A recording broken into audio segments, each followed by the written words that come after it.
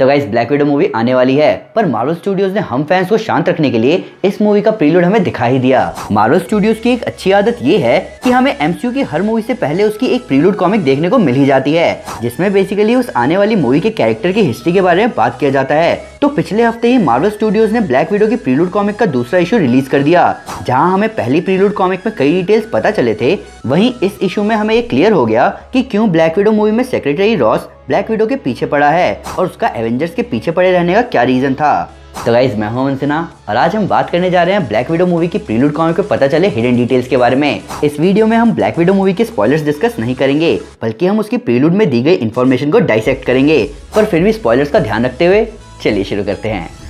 पिछले महीने Marvel India के ट्वीट के बाद जब फैंस का क्रेंज खत्म हुआ, तब हमारे सामने आया ब्लैक विडो के प्रीलूड कॉमिक का इशू 2, जिसमें हमें ब्लैक विडो मूवी के बारे में कई ऐसी बातें पता चली जो कि हमें बता रही है कि मूवी की शुरुआत में सारे कैरेक्टर्स कहाँ होंगे।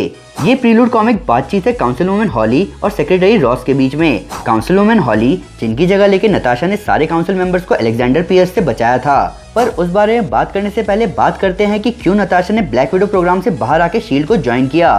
तो काउंसिल वुमेन हॉली को ब्लैक विडो की हिस्ट्री के बारे में बताते हुए रॉस कहते हैं कि ब्लैक विडो अपने एक मिशन में हॉकाई के सामने आई, जहां उस मिशन में गड़बड़ी होने की वजह से एजेंट बार्टन ने उसकी जान बचाई। दूसरी तरफ रॉस ने काउंसिल वुमेन हॉली को यह भी बताया कि एक मिशन पर ब्लैक विडो ने निक फ्यूरी की भी जान बचाई थी, जिससे इम्प्रेस होके निक फ्यूरी ने उसे शील्ड में अपने साथ काम करने का मौका दिया। हालांकि रॉस के हिसाब से ब्लैक विडो के अपने देश की स्पाई एजेंसी को धोखा देने का रीजन था वो सेरेमनी। हमें एज ऑफ अल्ट्रॉन में पता चला कि ब्लैक विडो प्रोग्राम में पार्ट लेने वाली सारी लड़कियों को एक प्रोसीजर से गुजरना पड़ता है, जिसके बाद वो अपने बच्चे होने की एबिलिटी को खो देती हैं। और रॉस के हिसाब से यही कारण है कि ब्लैक विडो का अपने देश पर से विश्वास उठ गया और इसीलिए उसने शील्ड ज्वाइन किया।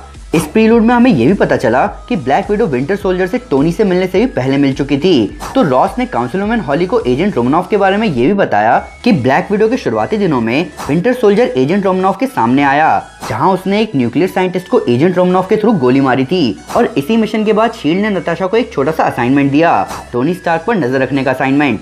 इन सब के अलावा हमें यह भी पता चला कि क्यों रॉस ब्लैक विडो के पीछे पड़ा है। तो रॉस की एवेंजर्स या ब्लैक विडो से कोई पर्सनल दुश्मनी नहीं है, उसकी नजरों में भी एवेंजर्स हीरो हैं, पर वो ये भी देख रहा है कि जहां एवेंजर्स सक्सेसफुल हुए हैं लोगों को बचाने में, वहां कई लोगों की जानें भी गई हैं। मतलब एवेंजर्स सही हैं, लेकिन वो फेल हो रहे हैं। और रॉस को निक फ्यूरी के गायब रहने और नताशा रोमनॉफ के कैप और विंटर सोल्जर को जाने देने की वजह से अब रॉस और जोर शोर से ब्लैक विडो के पीछे पड़े हैं। और मजे की बात यह है कि इस प्रीलूड के एंड में उनको ब्लैक विडो की लोकेशन के बारे में पता चल जाता है। तो अब इस प्रीलूड कॉमिक को देख के कुछ चीजें और भी क्लियर हैं, जैसे कि हमें इस मूवी में काउंसिल वुमेन हॉली दिख सकती हैं, जो कि नताशा रोमनॉफ यानी कि ब्लैक विडो की सपोर्टर है। प्लस ये बात सुन के रॉस भी हैरान थे कि काउंसिल वुमेन हॉली को नताशा और ब्रूस की आखिरी मुलाकात के बारे में पता था। इन सब के साथ इस बात के अच्छे खासे चांसेस हैं कि हमें विंटर सोल्जर भी इस मूवी में दिखे। प्लस हॉकाई का ब्यूडापेस्ट का फ्लैशबैक सीक्वेंस दिखना तो बनता ही है कि कैसे उसने नताशा की जान बचाई। प्लस मूवी में टोनी स्टार्क शायद रॉस से मिलते हुए दिख सकते हैं, क्योंकि प्रीलूड कॉमिक के एंड में भी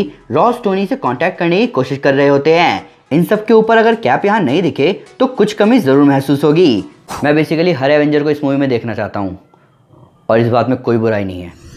तो गाइस ब्लैक विडो का प्रीलूड कॉमिक हमें बहुत कुछ बता गया, जिनमें से मैंने कुछ इंपॉर्टेंट डिटेल्स ही डिस्कस किए। पर अगर आप उस कॉमिक के बारे में डिटेल में जानना चाहते हैं तो अभी ऊपर आई बटन पर क्लिक करके उन दोनों कॉमिक्स के रीड आउट सुने। साथ ही साथ आप हमें ये भी बताएं कि आपके हिसाब से टोनी स्टार्क को छोड़ के हमें इस मूवी में और कौन सा एवेंजर दिख सकता है। ऊपर से लेटेस्ट सुपर न्यूज और ऑसम सुपर फैक्ट्स के लिए हमें फेसबुक, ट्विटर और इंस्टाग्राम पर फॉलो करना ना भूलें। हम हर जगह हैं। तो गाइज अगर आपके पास मेरे लिए या मेरे चैनल से रिलेटेड कोई क्वेश्चन है तो आप मुझसे वो क्वेश्चन पूछ सकते हैं मेरे दूसरे चैनल सुपर लाइव पर लाइव इंटरेक्ट करते हुए। साथ ही साथ अगर आपको वीडियो पसंद आए तो इस वीडियो को लाइक और शेयर जरूर करें और ऐसे कई सारे सुपर कंटेंट के लिए हमारे चैनल को सब्सक्राइब करना ना भूलें। Thank you guys, this is Aman Sinha and you are super. Piece.